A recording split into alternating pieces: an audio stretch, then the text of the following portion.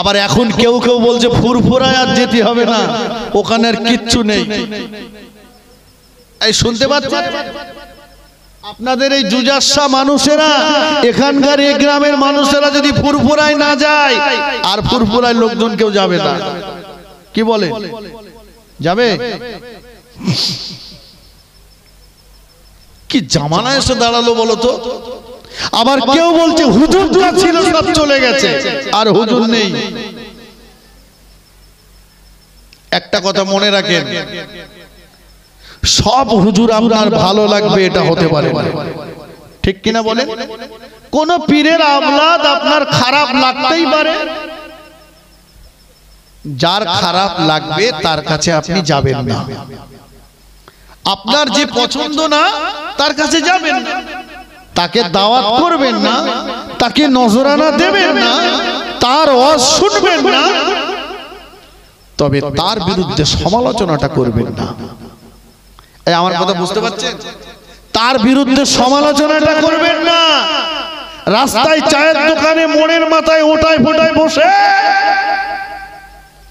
তার গীবতটা করবেন না। ভালো লাগে না, যাবেন না, তবে গাল দেবেন না, গীবত করবেন না। মুজাদ্দিদুজ্জামান দাদা হুজুর পীর কেবলা রহমাতুল্লাহ আলাইহির দরবারে একটা প্যান্ট শার্ট পরা মানুষ আসছে। এই সবাই দাদা হুজুরকে মানেন?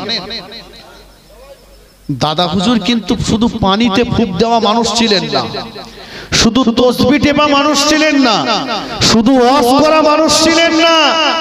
দাদা হুজুর কেবলা এত বড় একজন আলেম ছিলেন, দাদা হুজুরের জামানা থেকে নিয়ে শুরু করে আজ পর্যন্ত গোটা পৃথিবীর জমিনে দাদা হুজুরের মতো আলেম আপনি দ্বিতীয় কাউকে দেখাতে পারেন? যদি বলেন তার প্রমাণ, গোটা পৃথিবীতে যত মাদ্রাসা আছে, মিশরের জামে আজহারি বলুন আর দেওবন্দ মাদ্রাসা বলুন, এই সমস্ত মাদ্রাসাগুলোতে যে হাদিসের কিতাব পড়ে মাওলানা ডিগ্রি অর্জন করতে হয়, তার হাদিস সংখ্যা হলো 12 থেকে 14টা। মুজাদ্দিদুজ্জামান দাদা হুজুর পীর কেবলা রহমাতুল্লাহ আলাইহি সেই জামানায় সৌদির মুহাদ্দিসের কাছ থেকে 40টা হাদিসের কিতাবের উপরে পরীক্ষা দিয়ে মাওলানা ডিগ্রি অর্জন করেছিলেন। জোরে বলুন, একটু জোরে বলতে পারেন না? কোরআন শরীফের ভিতরে মহান আল্লাহ বললেন, ولا تهينوا ولا تحزنوا وأنتم الأعلون إن كنتم مؤمنين। আমার বান্দা বান্দীরা, তোমাদের কোনো ভয় নেই, কোনো চিন্তা নেই। নরেন্দ্র মোদীর ভয় তোমাদের করতে হবে না, অমিত শাহর ভয় তোমাদের করতে হবে না, পৃথিবীর কোন শক্তি তোমাদেরকে কোনো ক্ষতি করতে পারবে না। শর্ত হলো ইন কুনতুম মুমিনিন, বান্দা তোমরা তোমাদের নামটাকে মুমিনের তালিকায় লিখিয়ে দাও, বান্দা তোমরা মুমিন হয়ে যাও। জোরে বলুন। মহান আল্লাহ কোরআন পাকের ভিতরে বলেছেন, ওকানা হাক্কান আলাইনা নাসরুল মুমিনিন, মুমিনদের বিপদে মুসিবতে সাহায্য করা আমি আল্লাহ আমার দায়িত্ব। একটু জোরে বলেন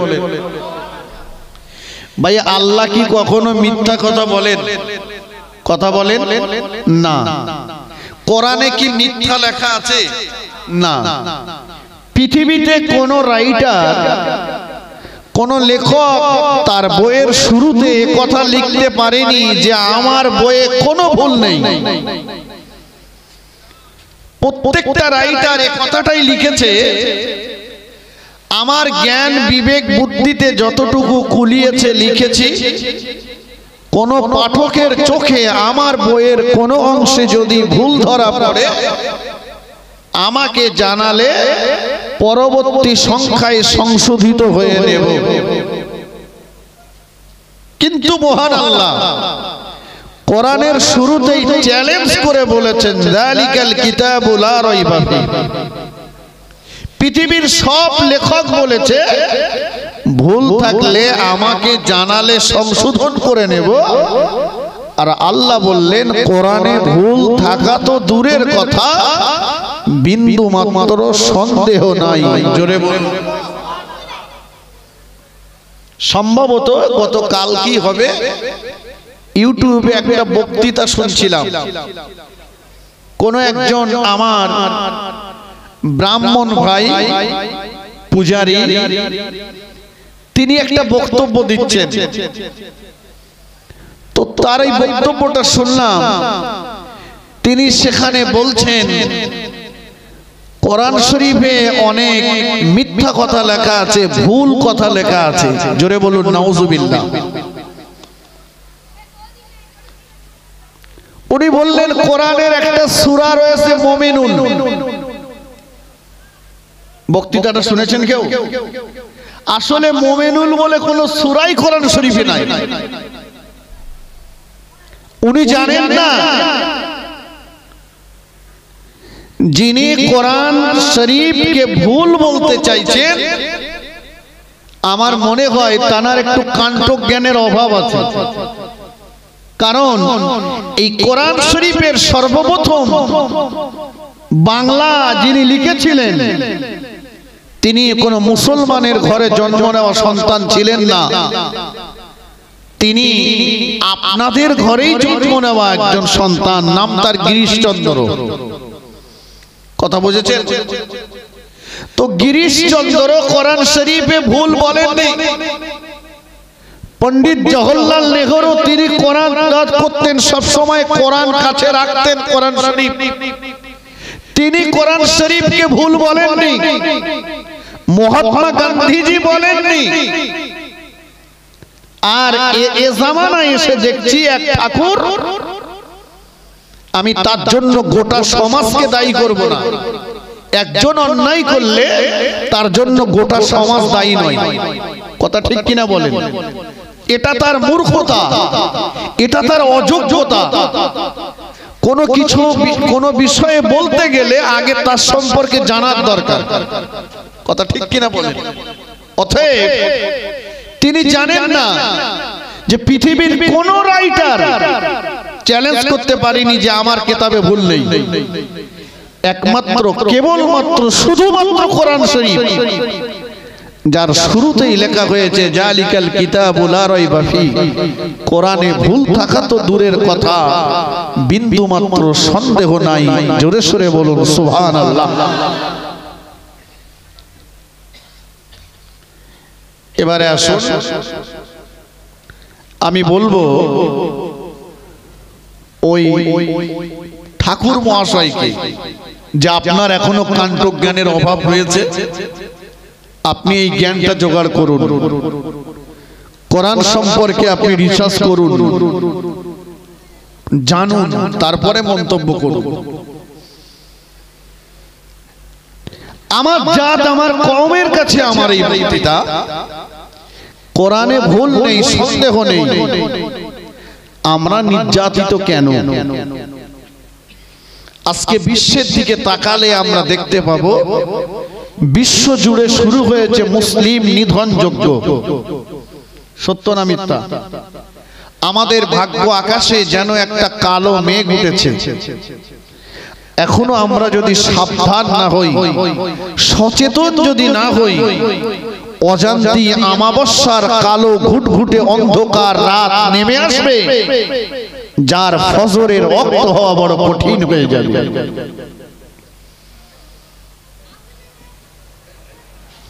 এর ভিতরে মূল যে কারণ,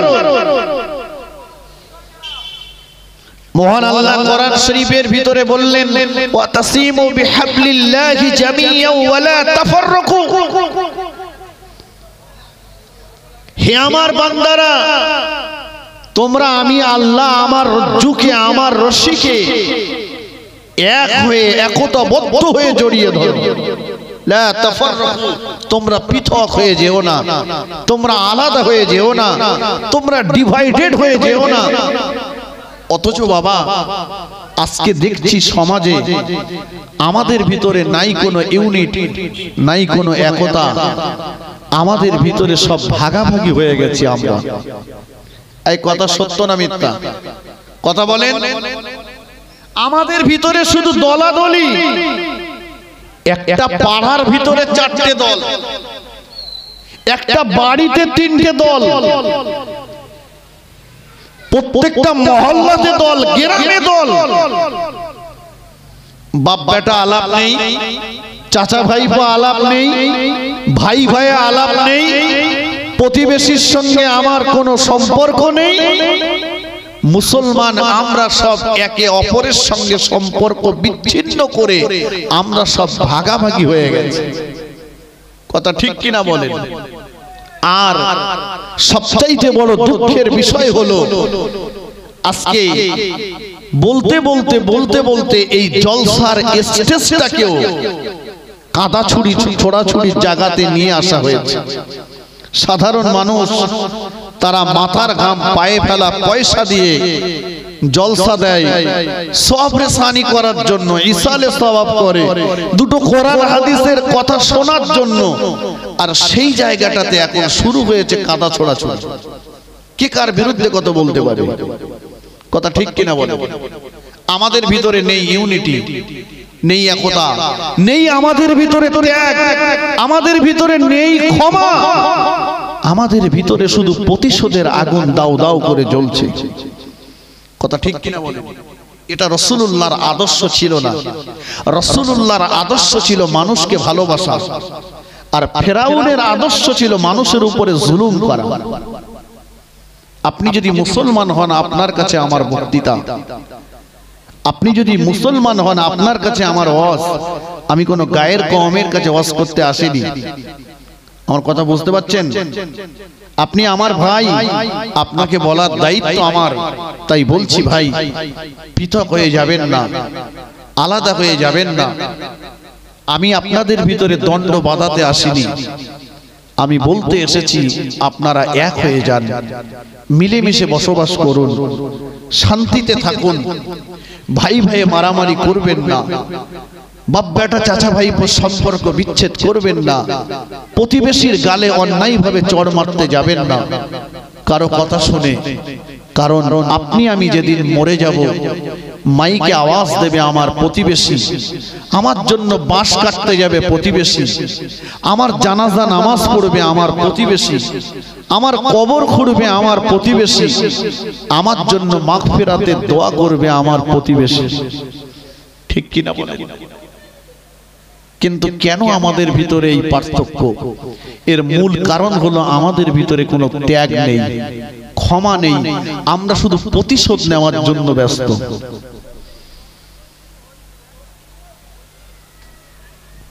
ওয়াজ শুনলেই জান্নাত, নামাজ পড়লেই জান্নাত, রোজা রাখলেই কি জান্নাত? যদি নামাজ পড়ে জান্নাত, নামাজ পড়লেই যদি জান্নাতে যাওয়া যেত, তাহলে কেন রাসূলুল্লাহ বলেছেন ৭২টা দল জাহান্নামে যাবে, একটা জান্নাতে যাবে? এই ৭২টার ভিতরে কি নামাজ নাই? কথা বলেন। তাদের ভিতরে রোজা নাই? আমি জলসার মজলিসে বসে দোয়া করছি, কাঁদছি, আল্লাহ আপনি আমাকে মাফ করে দেন। জিকিরে জামাতে বসে দোয়া করছি, আল্লাহ আমাকে মাফ করে দেন। মসজিদে নামাজের পরে দোয়া করছি, চোখের পানি ফেলছি, আল্লাহ মাফ করে দেন। আল্লাহ বলে, বান্দা তুই যে আমার কাছে মাফ চাইছিস, তুই কি তোর ভাইকে মাফ করতে পেরেছিস? তুই আমার দরবারে অনেক বড় আসামি, তুই আমার কাছে মাপ চাইছিস কোন লজ্জায় বান্দা? তুই কি তোর ভাইয়ের সামান্য অপরাধটা ক্ষমা করতে পেরেছিস? তোর ভাইয়ের সঙ্গে সামান্য একটু জমি নিয়ে ঝামেলা, তার সঙ্গে 1 বছর 6 মাস আলাপ নেই, তাকে তুই ক্ষমা করতে পারলি না। তুই আমার কাছে ক্ষমা চাইছিস কোন লজ্জায়? যে মানুষকে ক্ষমা করে না, আমি আল্লাহ তাকে ক্ষমা করি না।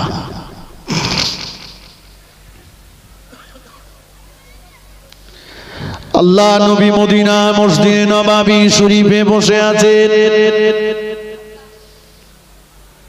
সাহাবা হুজুরদের নিয়ে হঠাৎ আল্লাহ নবী বললেন, ও আমার সাহাবীরা, তোমরা কি তোমাদের চোখে আল্লাহ পাকের দয়ার জান্নাতি ব্যক্তিকে কি দেখতে চাও? নবী বলছেন, তোমরা কি জান্নাতি মানুষ দেখতে চাও ও সাহাবীরা? সাহাবা হুজুররা বললেন, জি ইয়া রাসূলুল্লাহ, আমরা জান্নাতি মানুষকে দেখতে চাই। আল্লাহ নবী বললেন, ও আমার সাহাবীরা, এই মুহূর্তে যে মানুষটা মদিনার মসজিদে নববী শরীফে আসছে, ওই মানুষটা জান্নাতি জান্নাতি জান্নাতি। জোরে বলুন।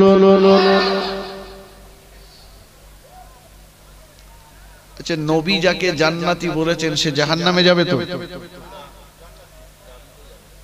জান্নাতি। একবার না, রাসূল 3 বার বলেছেন যে মানুষটা এক্ষুনি মসজিদে আসতে ও জান্নাতি জান্নাতি জান্নাতি। আল্লাহ নবী সাহাবীরা মনে করেছিলেন আবু বকর, ওমর, ওসমান, আলী, তালহা, জুবাইর রাদিয়াল্লাহু তাআলা আলাইহিম আজমাইন হুজুররা কেউ হবে, কিন্তু না। অল্পক্ষণের ভিতরে মদিনার মসজিদে নববী শরীফে প্রবেশ করলেন আল্লাহ নবীর একজন গরীব সাহাবী।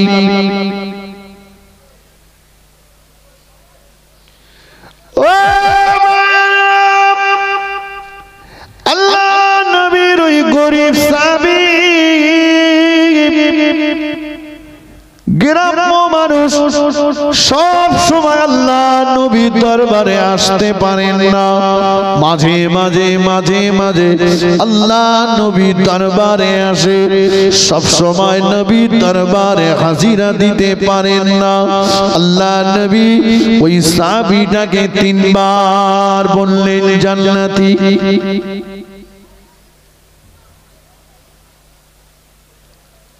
আমাদের পাশে ফুরফুরা শরীফ, কেউ প্রতি সপ্তাহে ফুরফুরায় যায়, কেউ সপ্তাহে 2-3 বার করে যায়, কেউ হয়তো মাসে 1 বার যায়, কারো হয়তো মাসেও 1 বার হয় না, 2-3 মাসে 1 বার যায়। আমরা মনে করছি যে লোকটা সব সময় ফুরফুরায় যাচ্ছে এই লোকটাই মনে হয় জান্নাতি। কথা বুঝতে পারছেন? এই গরীব সাহাবাটা সব সময় নবীর দরবারে আসতে পারেন না, মাঝে মাঝে আসেন। একজন গ্রাম্য সাহাবী, নবী তাকে জান্নাতি বললেন। হযরত আব্দুল্লাহ ইবনে আমর রাদিয়াল্লাহু তাআলা আনহু,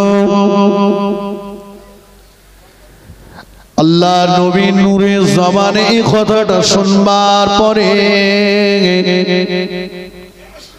নবীর ওই গরীব সাহাবীটাকে, আল্লাহ নবীর ওই গ্রাম্য সাহাবাটাকে বললেন, ও ভাই আল্লাহ নবীর সাহাবী, আমি আপনার বাড়িতে 3 দিনের জন্য মেহমান হব, আপনি কি আমাকে আপনার বাড়ি মেহমান করবেন?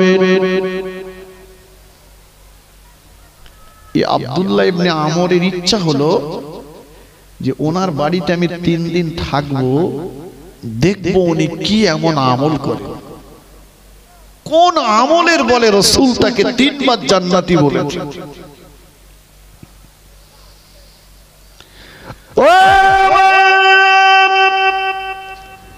আল্লাহ নবীর ওই গরীব সাহাবী আব্দুল্লাহ ইবনে আমর রাদিয়াল্লাহু তাআলা আনহুকে বললেন, ও নবী পাকের সাহাবী আব্দুল্লাহ ইবনে আমর, আপনি আমার বাড়ি 3 দিনের জন্য মেহমান হবেন।